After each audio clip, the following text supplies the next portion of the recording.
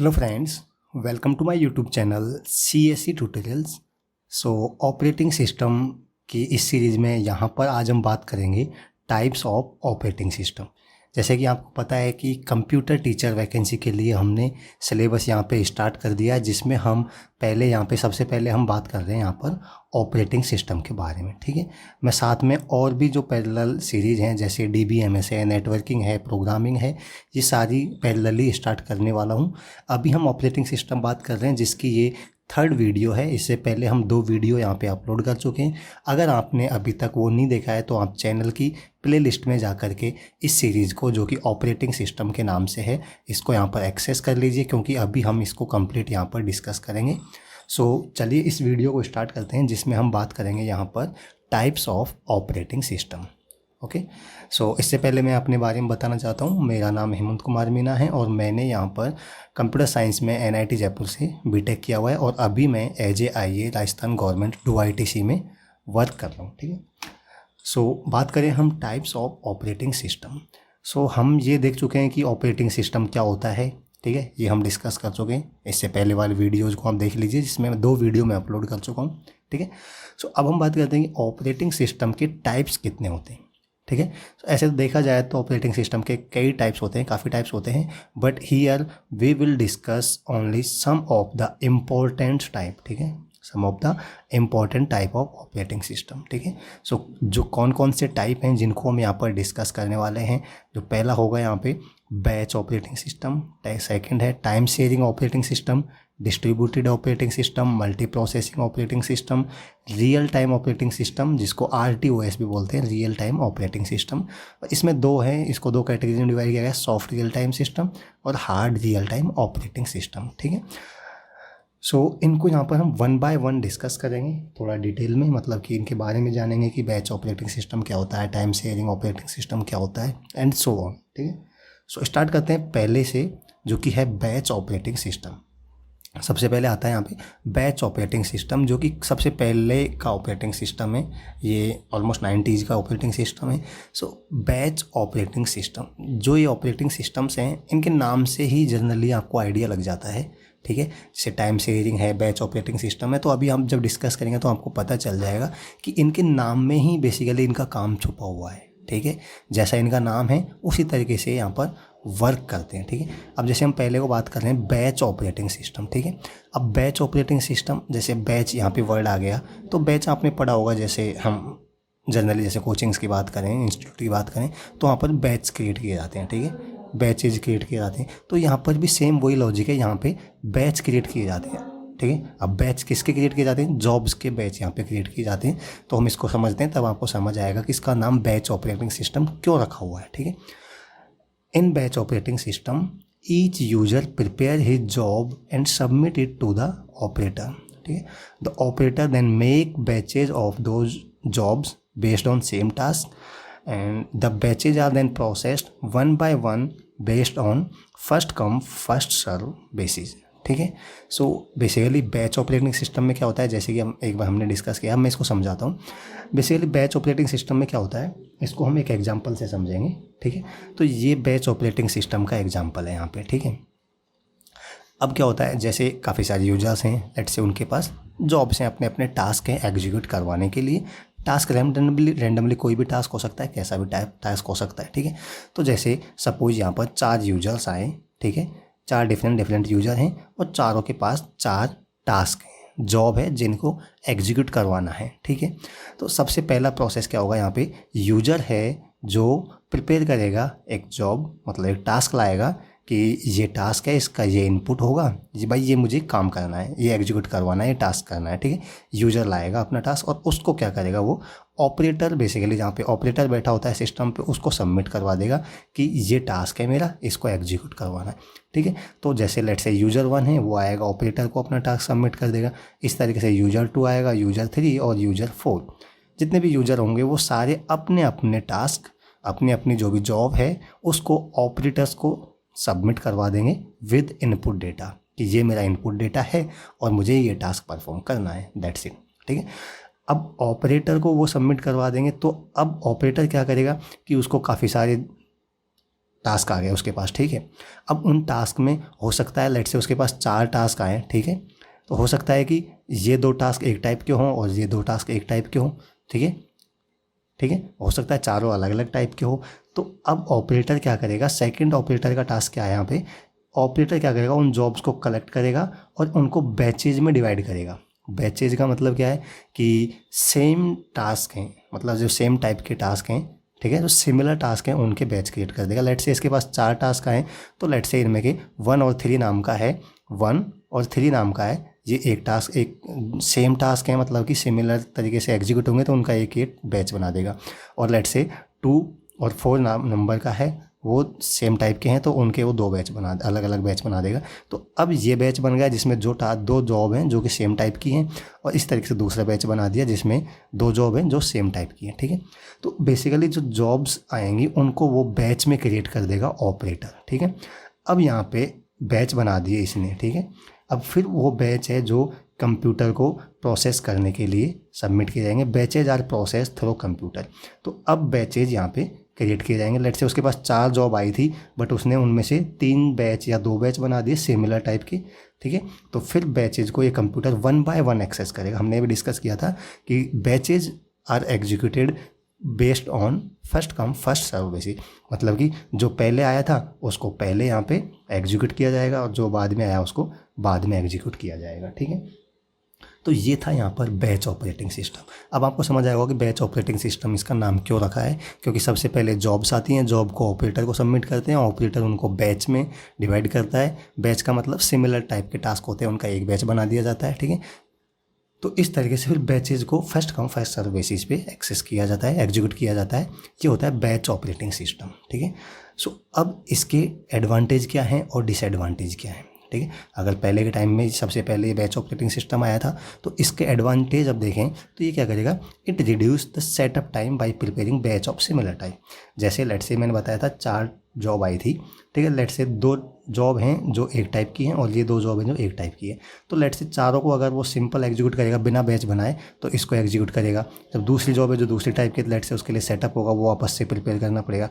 फिर third type की job है जो सेम पहले जैसी थी, फिर वापस से उसको वही सेटअप क्रिएट करना पड़ेगा, फिर उसको वापस से सेटअप चेंज करना पड़ेगा। मतलब कि जो सेटअप बार बार चेंज करना पड़ता है उसका टाइम रिड्यूस कर रहा है। अब क्या हो जाएगा, इनको 2 बैच में इसने डिवाइड कर दिया जो कि सिमिलर टाइप के हैं, तो इसको सिर्फ 2 बार यहाँ पे सेट करना पड़ेगा। एक बार सेट किया, ठीक है, सेटअप, तो जो एक टाइप की जॉब है उन सबको एग्जीक्यूट कर देंगे, फिर दूसरा सेटअप करके दूसरी टाइप की जॉब है उनको सबको एग्जीक्यूट कर देंगे। तो इस तरीके से ये बैच बना करके यहाँ पर जो टाइम सेटअप है उसको रिड्यूस करता है। ये इसका एक एडवांटेज है, ठीक है। अब इसका डिसएडवांटेज क्या है, इसके डिसएडवांटेज हैं कि यहाँ पे नो यूजर इंटरेक्शन, मतलब कि यूजर इंटरेक्टिव नहीं है। अब यूजर तो क्या किया, टास्क को सबमिट करवा के चला गया। अब सपोज उसमें कोई इनपुट लेना हो बाद में, यूज़र का इंटरेक्शन है वो बिल्कुल नहीं है, मतलब कि वो टास्क को सबमिट करके चला गया, तो इसमें यूज़र इंटरेक्टिविटी नहीं है, ठीक है। और सेकंड इसमें प्रॉब्लम है स्टारवेशन प्रॉब्लम। अब यहाँ पे ये पॉइंट आपको नोटिस करना है कि स्टारवेशन प्रॉब्लम क्या होता है, ठीक है, ये इंपॉर्टेंट पॉइंट है। स्टारवेशन प्रॉब्लम क्या होता है, बेसिकली स्टारवेशन प्रॉब्लम ये होता है कि जब कोई भी एक टास्क है या जॉब है जो काफ़ी ज़्यादा टाइम ले रहा है एग्जीक्यूट होने में और उसकी वजह से दूसरे और टास्क हैं उनको वेट करना पड़ रहा है, ठीक है। तो ऐसी सिचुएशन को स्टारवेशन प्रॉब्लम बोलते हैं। तो इसमें स्टारवेशन प्रॉब्लम ही होगी क्योंकि हमारा जैसे लेट से ये ऑपरेटिंग सिस्टम है, अब इस ऑपरेटिंग सिस्टम में हमारे बैच बनाए हमने, लेट से 2 बैच बनाए, तो अब लेट से पहला बैच एग्जीक्यूट हो रहा है, ठीक है, या हम कह सकते हैं 3 बैच बनाए, तो पहला बैच एग्जीक्यूट हो रहा है। अब लेट से ये बैच ज़्यादा टाइम ले रहा है, लेट से ये बहुत ज़्यादा टाइम कंज्यूम कर रहा है, तो ये टाइम ले रहा है, तब तक इन दोनों बैचों को वेट करना पड़ेगा, तब तक ये ज़्यादा टाइम लेगा तो उनको उतने टाइम इनको वेट करना पड़ेगा। तो किसी एक जॉब या टास्क की वजह से बाकी के टास्क हैं या जॉब हैं, प्रोसेसर हैं, उनको वेट करना पड़े, ठीक है। तो ऐसी सिचुएशंस को यहाँ पे स्टारवेशन प्रॉब्लम बोलते हैं। तो ये आपको ध्यान रखना है कि स्टारवेशन प्रॉब्लम क्या होता है, ठीक है। ये हम समझ चुके हैं कि बैच ऑपरेटिंग सिस्टम क्या होता है, कैसे ये वर्क करता है। अब हम बात करते हैं यहाँ पे टाइम शेयरिंग ऑपरेटिंग सिस्टम के बारे में कि टाइम शेयरिंग, अब जैसे फिर से इसका नाम आप यहाँ पे देखेंगे तो नाम से ही इसको पता चल जाएगा, टाइम शेयरिंग ऑपरेटिंग सिस्टम, ठीक है। मतलब कि ये नाम से जैसे हमें पता लग रहा है टाइम शेयरिंग मतलब ये कुछ टाइम को शेयर करते होंगे, ठीक है। इसीलिए इसका नाम टाइम शेयरिंग ऑपरेटिंग सिस्टम पड़ा हुआ है। अब हम बात करते हैं कि कैसे वर्क करता है time sharing operating system. Time sharing operating system work on the logic of the sharing of CPU time among all the processes, okay? So that all the process can get time to execute simultaneously, ठीक है। अब इसका मतलब क्या है कि time sharing operating system मतलब कि CPU हमारे पास, लेट से हमारे पास एक CPU है, सपोज हमारे पास सिर्फ एक CPU है, ठीक है, और हमारे पास लेट से 4 अगेन वो टास्क है हमारे पास, ये कह सकते हैं 4 प्रोसेसर हैं। तो अब CPU हमारे पास एक है और प्रोसेसर हमारे पास 4 हैं। अब हम ऐसे करेंगे कि पहले इसको प्रोसेस 1 को करेंगे तो बाकी तीनों को वेट करना पड़ेगा, अगेन वही प्रॉब्लम आ जाएगी। तो टाइम शेयरिंग क्या करेगा कि ये हमें क्या करेगा, टाइम को शेयर कर देगा। भाई ये शेयर कर देगा कि लेट से 2 सेकंड के लिए प्रोसेसर 1 में करेगा एग्जीक्यूट, फिर 2 सेकंड के लिए या 2 सेकंड के लिए और 2 सेकंड के लिए। मतलब कि इसने टाइम बांट दिया कि भाई 2 सेकंड प्रोसेस 1 एग्जीक्यूट करेगा, फिर तेरा टाइम फिनिश हो जाएगा, तो सेकंड प्रोसेस आएगा वो 2 सेकंड रन करेगा, फिर ये 2 सेकंड रन करेगा, फिर ये 2 सेकंड रन करेगा, अगेन ये 2 सेकंड रन करेगा। तो इस तरीके से मतलब इसको 2-2 सेकंड, मैं एग्जांपल बता रहा हूँ, 2 सेकंड, ये टाइम कितना भी हो सकता है, ठीक है। तो ये क्या करेगा, टाइम्स में सबको टाइम अलॉट कर देगा, भाई तेरा टाइम 2 सेकंड का है, 2 सेकंड में तुझे जो काम करना है वो कर ले। उसके बाद सेकंड प्रोसेस का नंबर आ जाएगा, इसके बाद थर्ड प्रोसेस का नंबर आ जाएगा। तो ये क्या करेगा, जितने भी प्रोसेस हैं उनको टाइम में बांट देगा, सबको टाइम अलॉट कर देगा, ठीक है, CPU का। तो यहाँ पर हम बात करें, it allows multiple users to use the same system at the same time. अब वही बात होगी जैसे मैं बताया कि यहाँ पे सिस्टम एक है, CPU एक है, बट यहाँ पे प्रोसेसर मोर देन 1 है। तो वो क्या करेगा, एक ही टाइम पे सब प्रोसेस को एक टाइम दे देगा, तो सारे प्रोसेस एक टाइम पे वर्क कर रहे, किसी को वेट नहीं करना पड़ेगा ज़्यादा, ठीक है। तो मल्टीपल जॉब्स यहाँ पे देख सकते हैं, multiple jobs are executed by the CPU by switching between them. मैंने बताया मल्टीपल जॉब्स हैं, इनके बीच में स्विच करते रहेंगे। जैसे पहले जॉब 2 सेकंड के लिए रन करी फॉर एग्जांपल, फिर सेकंड पे आ जाएगा, फिर थर्ड जॉब एग्जीक्यूट होगी, फिर फोर्थ होगी, फिर वापस से फर्स्ट एग्जीक्यूट होगी, फिर सेकंड, थर्ड, फोर्थ। मतलब कि स्विचिंग करता रहेगा बार बार इन जॉब्स में, और इस तरीके से मल्टीपल जॉब्स हैं जो एक साथ एग्जीक्यूट की जा सकती है, किसी को ज़्यादा वेट नहीं करना पड़ेगा। The switching time is so frequent that each user get response immediately. अब ये स्विचिंग टाइम होता है, जैसे मैं बताया कि टाइम डिवाइड कर दिया 2 सेकंड 2 सेकंड लेट से। अब लेट से एक को 1 घंटा दे दिया, सपोज 1-1 घंटे का टाइम डिवाइड कर दिया, तो 1 घंटे का पहला प्रोसेसर एग्जीक्यूट होगा, तब तक 1 घंटा इनको वेट करना पड़ेगा, फिर तो कोई मतलब ही नहीं रहा 1-1 घंटा वेट करना पड़ जाए। कहने का मतलब है जो स्विचिंग टाइम है जो इतना कम होता है कि उनको तुरंत रेस्पॉन्स मिलता है। जैसे लेट से 1 सेकंड, पहला प्रोसेसर जिसको 1 सेकंड मिलेगा, तो दूसरा प्रोसेसर फिर उसको 1 सेकंड, फिर दूसरे को 1 सेकंड, फिर दूसरे को 1 सेकंड, फिर वापस से पहले का नंबर आ जाएगा। तो मतलब इतना फ्रिक्वेंट होता है इस स्विचिंग, या इतना कम टाइम होता है ताकि उनको लगेगा कि मेरे को CPU मिल रहा है, वही एग्जीक्यूट कर रहा है, मतलब कि बहुत ज़्यादा वेट नहीं करना पड़ेगा, ठीक है। तो यही इसका मतलब है इस लाइन का, the switching time is so frequent that each user get response immediately. मतलब स्विचिंग टाइम इतना कम होता है कि सबको तुरंत रेस्पॉन्स मिलता है, ठीक है। तो जिस तरीके से एग्जांपल मैंने यहाँ पे भी दिया हुआ है कि जैसे काफ़ी सारे यूजर्स हैं, लेट से यूजर 1 2 3 4 5, तो सबको टाइम में डिवाइड कर दिया इसने, और सबको लेट से 2 सेकंड के लिए ये रन करेगा, फिर 2 सेकंड के लिए, 2 सेकंड के लिए, 2 सेकंड के लिए, तो इस तरीके से चलता जाएगा। और इस स्विचिंग टाइम में मतलब कि टाइम बहुत कम होता है, इसलिए सबका नंबर जल्दी जल्दी आता है, किसी को बहुत ज़्यादा वेट नहीं करना पड़ेगा, ठीक है। तो ये होता है यहाँ पे टाइम शेयरिंग ऑपरेटिंग सिस्टम। अब हम बात कर लेते हैं टाइम शेयरिंग ऑपरेटिंग सिस्टम के एडवांटेज क्या हैं और डिसएडवांटेज क्या हैं यहाँ पे, ठीक है। सो अगर हम बात करें एडवांटेज की, तो टाइम शेयरिंग ऑपरेटिंग सिस्टम क्या करेगा, reduce the CPU ideal time. Ideal time, अब यहाँ पे CPU का आइडियल टाइम से क्या मतलब है, आइडियल टाइम का मतलब यह है कि CPU ज़्यादा टाइम फ्री नहीं रहेगा, ठीक है, क्योंकि सब प्रोसेसर हैं जो CPU को यूज़ कर रहे हैं बारी बारी से, तो CPU तो फ्री रहेगा ही नहीं। मतलब कि जो आइडियल टाइम है CPU फ्री रहता है वो बहुत कम हो जाएगा, CPU का फुल यूज होगा यहाँ पे, ठीक है। It provide the quick response time, वही मतलब है जो हमने अभी देखा था कि मतलब कि जल्दी जल्दी वो जो टाइम स्विचिंग होती है प्रोसेसर के बीच में, वो बहुत फ्रीक्वेंट होती है, तो सबको क्विक रेस्पॉन्स मतलब बहुत जल्दी सबका नंबर आता है, तो यहाँ पे किसी को वेट नहीं करना पड़ता ज़्यादा। Each task is given equal time. अब ये नहीं है कि 4 टास्क हैं, एक को भाई तो 2 सेकंड रन करेगा, दूसरे को 3 सेकंड, दूसरे को 4 सेकंड, मतलब भेदभाव नहीं करता है यहाँ पे। कहने का मतलब ये है, अगर मैं सिंपल भाषा में बताऊँ तो मतलब कि सब टास्क है उनको सेम टाइम मिलता है कि भाई सबको 2-2 सेकंड का टाइम दिया जाएगा, यानी एक को 2 सेकंड का टाइम दिया जाएगा, दूसरे को 4 सेकंड का दिया जाएगा, उसको ज़्यादा टाइम दिया जाएगा। तो इस तरीके से सबको इक्वल टाइम दिया जाता है। यहाँ पे किसी भी तरीके का भेदभाव यहाँ जातिवाद यहाँ पे नहीं होता, ठीक है। Avoid duplication of software.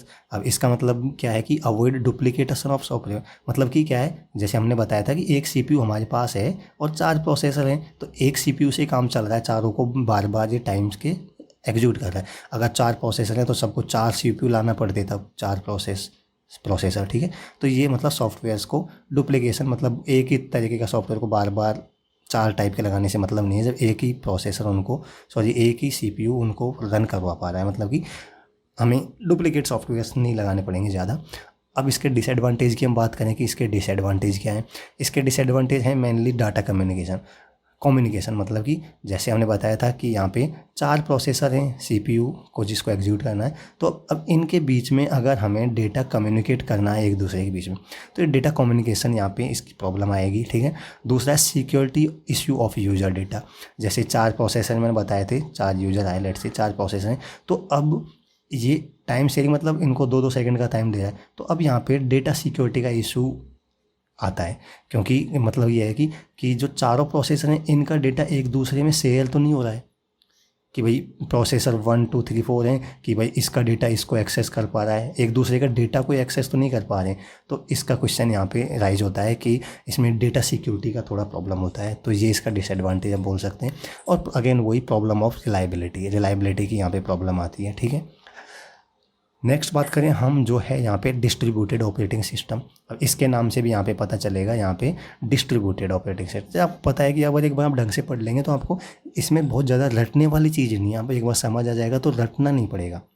Distributed operating system नाम पता है, डिस्ट्रीब्यूट मतलब कि ऑपरेटिंग सिस्टम ऐसा कुछ होगा जिसमें डिस्ट्रीब्यूट करेंगे यहाँ पे, ठीक है। तो अब यहाँ पे आप देख सकते हैं इसका मतलब क्या, हम यहाँ पे समझते हैं। Distributed operating system uses multiple processing unit to serve multiple task and multiple users. अब वही बात आ गई यहाँ पर कि मल्टीपल प्रोसेसिंग यूनिट्स होते हैं, मतलब लेट्स से जैसे सीपीयू बात कर लें हम, तो यहाँ पे मल्टीपल सीपीयूज होते हैं। अब इनमें टास्क डिस्ट्रीब्यूट किए जाते हैं। लेट्स से टास्क आएगा तो कुछ टास्क इसको, कुछ इसको, कुछ इसको, मतलब कि आपस में डिस्ट्रीब्यूट करके ये काम करते हैं, ठीक है।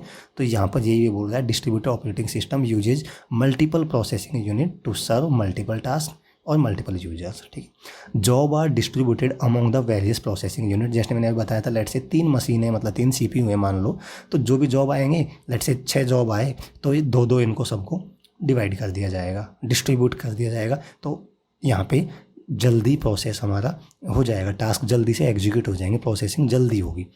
दीज प्रोसेसिंग यूनिट्स और processor communicate with one another through various communication methods like high speed buses और टेलीफोन लाइंस।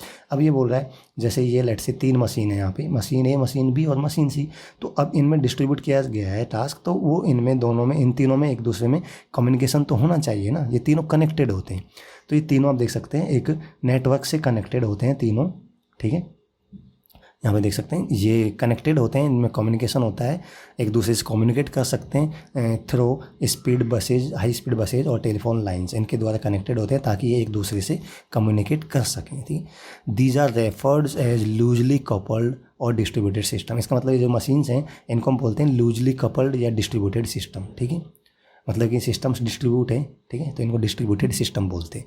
दीज प्रोसेसर में very in size and functions.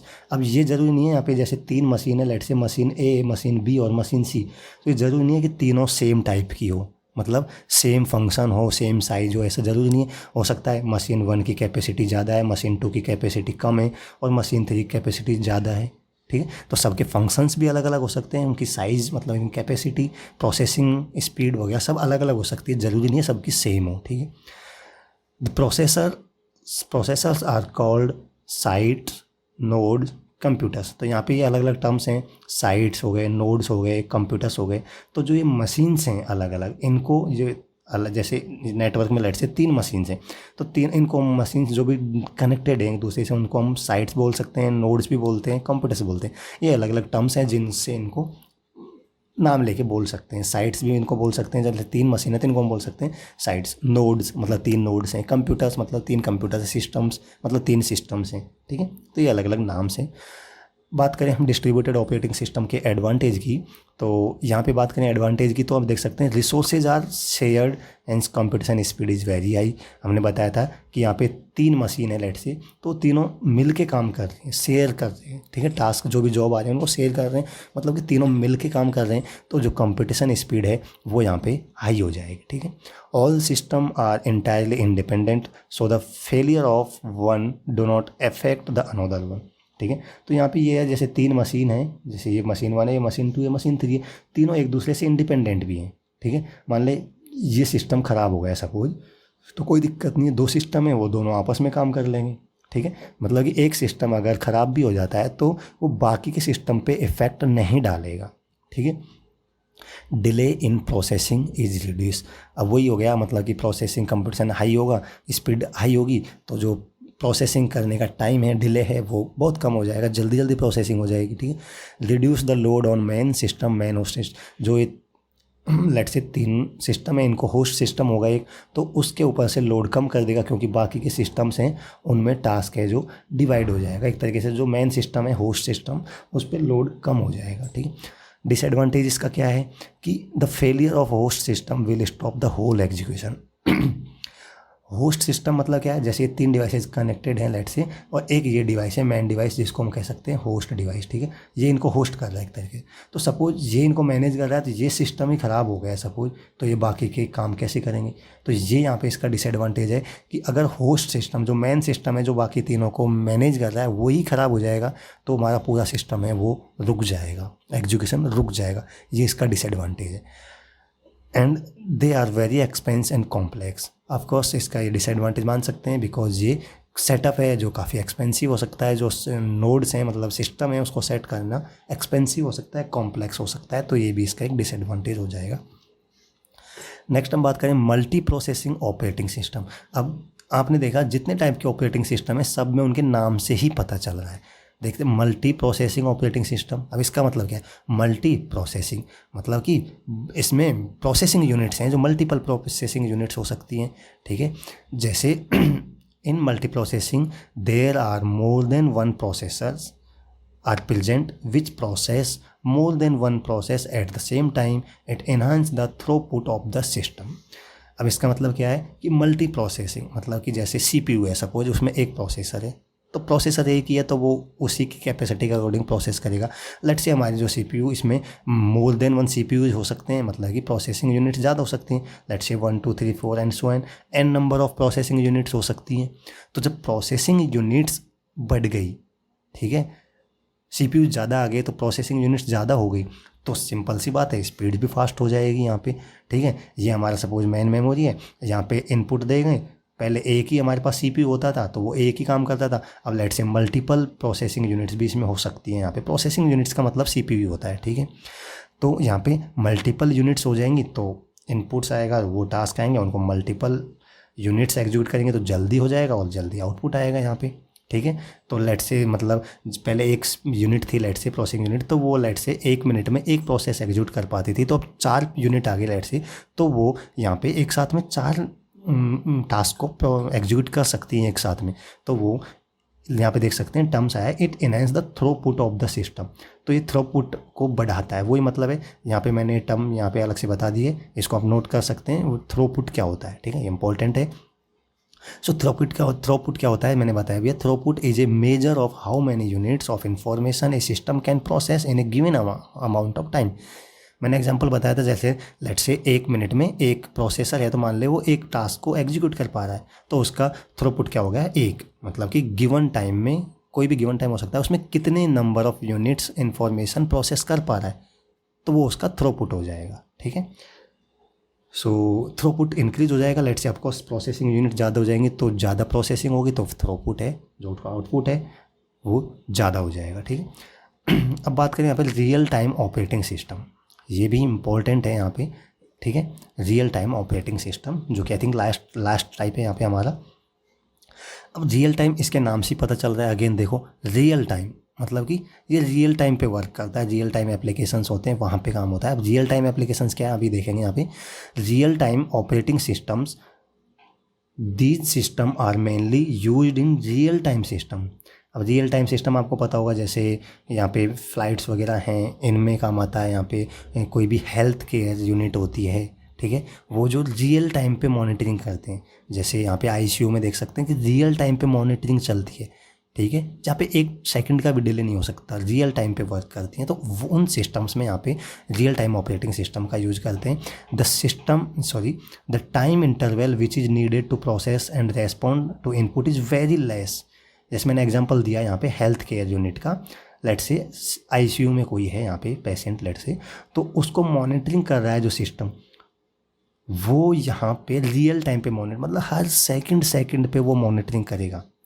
इसको बोलते हैं रियल टाइम सिस्टम पे वर्क करेगा। तो यहाँ पे देख सकते हैं द टाइम इंटरवल जो प्रोसेस करने में और रेस्पॉन्ड करने में, इनपुट आएगा उसके अकॉर्डिंग रेस्पॉन्ड करने में, वो बहुत कम होगा, ठीक है। सपोज यहाँ पे इमरजेंसी में आईसीयू में कोई पेशेंट है, ठीक है, और वो प्रोसेस इनपुट के अकॉर्डिंग प्रोसेस में वो काफ़ी टाइम ले रहा है, तो फिर उसका कोई मतलब ही नहीं है ना, क्योंकि ऐसे सिचुएशंस में जो इमरजेंसी सिचुएशंस होती है उनमें एक सेकंड, इवन मिली सेकेंड्स हैं, उनका भी यहाँ पे डिफरेंस आ जाता है, ठीक है।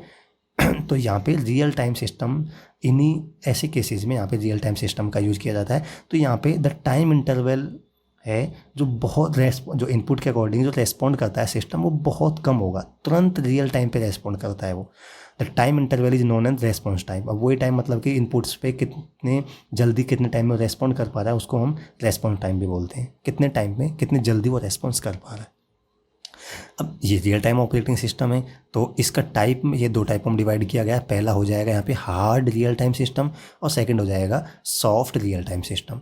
अब ये हार्ड रियल टाइम सिस्टम और सॉफ्ट रियल टाइम सिस्टम क्या होते हैं, तो यहाँ पे देख सकते हैं हार्ड रियल टाइम सिस्टम मतलब कि दे आर, कहते हैं मतलब ये हार्ड है, मतलब ये रिजिड है, मतलब कि ये स्ट्रिक्ट है। कह नहीं सकते कि बहुत हार्ड डिसिप्लिन है, स्ट्रिक्ट डिसिप्लिन है, मतलब कि बहुत हार्ड है, डिसिप्लिन बहुत हाई है, मतलब कि जहाँ पे किसी भी तरीके की लापरवाही नहीं चल सकती, बहुत हार्ड डिसीजन है यहाँ पे, ऐसे में समझ सकते हैं इसको। तो हार्ड रियल टाइम सिस्टम आज यूज्ड वेयर द टाइम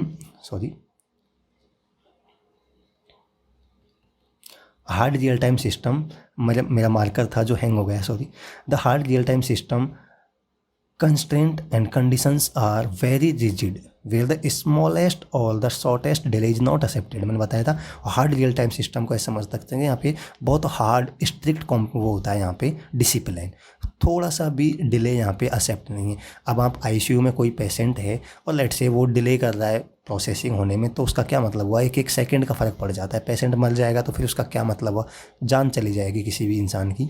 तो ऐसे सिस्टम्स पे मतलब डिले है जो एक्सेप्टेड नहीं है। तो ये हार्ड रियल टाइम सिस्टम वही होते हैं जहाँ बिल्कुल भी डिले एक्सेप्टेड नहीं है, इवन सिंगल मिली सेकेंड का डिले भी एक्सेप्टेड नहीं है, तो वहाँ पे होते हैं हार्ड रियल टाइम सिस्टम। जैसे एग्जांपल में बात करूँ, इन मेडिकल इमरजेंसीज ओपनिंग एयरबैग्स, अब जैसे एयरबैग ओपनिंग करते हैं, इसमें जो सिस्टम्स यूज होते हैं वहाँ पे डिले एक्सेप्टेड नहीं है। अब लेट से एक्सीडेंट हुआ किसी का, और लेट से जो बैग और एयरबैग्स ओपन होते हैं उसमें 1 सेकंड का भी डिले हो गया, तो क्या हुआ, जो यूजर है, जो ड्राइवर है, उसका तो एक्सीडेंट हो जाएगा, वो मर जाएगा। बाद में एयरबैग खुलेगा 1 सेकंड के बाद में, उससे क्या मतलब, 1 सेकंड में उसकी जान चली जाएगी। सो ऐसे सिस्टम जहाँ पे डिले एक्सेप्टेड नहीं है, वहाँ पे हार्ड रियल टाइम सिस्टम यहाँ पे यूज होते हैं, जिनमें बिल्कुल भी यहाँ पे डिले एक्सेप्टेड नहीं है। लाइक इमरजेंसी केसेज होते हैं जहाँ पे इमरजेंसी, मेडिकल इमरजेंसी में ओपनिंग एयरबैग्स में पैराशूट ओपन करते हैं, वो भी उसमें डिले। मिसाइल्स हैं, मिसाइल्स लॉन्चेज होती हैं, तो उनमें 1 सेकंड मिली सेकंड का डिले एक्सेप्टेड नहीं होता, तो यहाँ पे hard real time system use होते हैं। और सॉफ्ट रियल टाइम सिस्टम है, they are used where less strict time constant are needed, मतलब कि वहाँ पे थोड़ी ढील हो सकती है, थोड़ी छूट हो सकती है, बहुत ज़्यादा हार्ड नहीं होते वो, ठीक है। तो उन केसेज में यहाँ पे हम बोलते हैं सॉफ्ट रियल टाइम सिस्टम, और जहाँ पे इनको यूज किया जाता है, ठीक है। अब इनके एडवांटेज यहाँ पे देख लेते हैं। रियल टाइम ऑपरेटिंग सिस्टम में उनके एडवांटेज क्या होते हैं, time given for shifting task is very less. मैंने बताया था जैसे टास्क हैं उनमें स्विचिंग बहुत जल्दी होगी, क्योंकि इसका रेस्पॉन्स टाइम भी बहुत जल्दी होगा, तो स्विचिंग है टास्क में वो बहुत कम होगी। Shifting of task is very less. Error free, जैसे मैंने बताया हार्ड रियल टाइम सिस्टम में एरर तो हो ही नहीं सकती, एरर फ्री होते हैं। एरर का मतलब है लेट से एयर बैग ओपन हो रहा है, अगर वो बैग ओपनिंग का जब टाइम आया एक्सीडेंट के टाइम में उसमें एरर आ गई, वो रन ही नहीं हुआ प्रॉपर, तो क्या मतलब हुआ है, उसकी जान चली जाएगी, ठीक है। तो इनमें एरर नहीं होता, ये एरर फ्री होते हैं एक तरीके से, ठीक है। It focus on running applications and giving less importance to queue application. ठीक है। ये फोकस करता है एप्लीकेशन को रन करना, मतलब कि जैसे ही एक्सीडेंट हुआ एयरबैग तुरंत खोलना चाहिए, इसका मेन फोकस होता है, उसको तुरंत वर्क करना चाहिए वो। क्यू से इसका मतलब नहीं है ज़्यादा यहाँ पे कि कोई और टास्क हैं जो क्यू में लग रहे हैं, उससे ज़्यादा इंपॉर्टेंस नहीं देता है इसको। मेन इंपॉर्टेंस है कि जैसे ही उसको नीड हुई तुरंत वो एक्शन होना चाहिए, दैट्स इट। ठीक है। Maximum usage of device and system thus give more output from the resources. Maximum use करता है डिवाइसेज का, क्योंकि एकदम से एक मोमेंट पे तुरंत उसको एग्जीक्यूट होना है, तो वो मैक्सिमम फुल्ली यूटिलाइज करता है सिस्टम्स और रिसोर्सेज होते हैं उनका, तो आउटपुट भी यहाँ पे ज़्यादा होगा। और इसका डिसएडवांटेज क्या हो जाएगा, कॉम्प्लेक्स एंड डिफ़िकल्ट हो जाएगा। जो इनके एल्गोरिथम्स हैं जो ऐसे डिज़ाइन किए जाते हैं, तो ऑफकोर्स यहाँ पे इतने स्ट्रिक्ट हैं जो कंस्ट्रेंट या कंडीशंस होती हैं, तो यहाँ पे जो डिज़ाइनिंग करना काफ़ी कॉम्प्लेक्स है, एल्गोरिथम यूज होते हैं वो काफ़ी कॉम्प्लेक्स होते हैं। And only some task run at a time, यहाँ पे एक टाइम पे कुछ ही टास्क यहाँ पे रन हो सकते हैं, क्योंकि ज़्यादा टास्क नहीं होंगे यहाँ पे। ठीक है, तो कुछ टाइम पे कम ही टास्क, यहाँ पे एक टाइम पे कम टास्क एग्जीक्यूट होते हैं, तो ये इसके डिसएडवांटेज में इनको कंसिडर कर सकते हैं। सो यहाँ पे हमने वन बाय वन आप देख सकते हैं अच्छे से डिटेल में एग्जांपल के थ्रू हमने यहाँ पे समझा था कि ऑपरेटिंग सिस्टम क्या होते हैं। सॉरी, वो तो हम पहले भी डिस्कस कर चुके हैं। ऑपरेटिंग सिस्टम के टाइप्स कितने होते हैं, और इन टाइप्स को हमने वन बाय वन यहाँ पे एग्जांपल की सहायता से यहाँ पर इनको समझा है। तो मैं आशा करता हूँ कि ये वीडियो आपको अच्छी लगेगी, आपको अच्छे से समझ आया होगा कि ऑपरेटिंग सिस्टम के कितने टाइप्स हैं, और यहाँ पे टाइप्स को वन बाय वन आपको ईच टाइप यहाँ पे समझ आया होगा। मैंने कोशिश की अच्छे से समझाने की, फिर भी आपको लगता है कि किसी भी टाइप में या इस वीडियो में या किसी भी वीडियो में आपको कोई प्रॉब्लम है, तो आप जिस वीडियो में आपको प्रॉब्लम है उसके नीचे आप कमेंट बॉक्स में जा कर के यहाँ पर मेरे को कमेंट कर सकते हैं, और कमेंट करके मेरे से पूछ सकते हैं। मैं तुरंत विद इन आवर्स और even I can say with in minutes में आपको रिप्लाई करता हूँ। और आपको लगता है कि कोई टॉपिक मेरे से मिस हो गया है या आपको और डिटेल में पढ़ना है, तो वो भी मेरे से आप पूछ सकते हैं कमेंट में करके, मैं आपको समझा दूंगा, कोशिश करूँगा आपको समझाने की। और कोई टॉपिक मिस हो गया है तो मैं अगले वीडियो में उसको कवर कर लूँगा, आप मुझे कमेंट करके बता सकते हैं। वीडियो अच्छी लगी तो आप इसको लाइक कर सकते हैं, क्योंकि लाइक करते हैं तो आपको पता है कि मुझे मोटिवेशन मिलता है, मैं ऐसे मेहनत करके और वीडियोज़ आपको अच्छे से ला पाऊँगा। तो अगर वीडियो आपको अच्छी लगी हो, जेन्युइनली अच्छी लगी हो, आपको सीखने को मिला हो, तो आप इसको लाइक करें, अपने दोस्तों को शेयर कर सकते हैं, because you know sharing is caring. ये काफ़ी अच्छी लाइन लगती है मुझे, जितना शेयर करोगे उतना ही आप किसी का केयर करोगे। ठीक है, तो शेयरिंग करना ना भूलें। और चैनल पे नए हैं तो नो डाउट इसको सब्सक्राइब कर लीजिए, क्योंकि यहाँ पे ऐसी ही वीडियो कंटिन्यूसली यहाँ पे आती जाएंगी। और बेल आइकन को प्रेस कर लीजिए ताकि कोई भी वीडियो आपको मिस ना हो सके। ठीक है, so thanks for watching this video. मिलते हैं नेक्स्ट वीडियो में, तब तक के लिए bye bye and take care.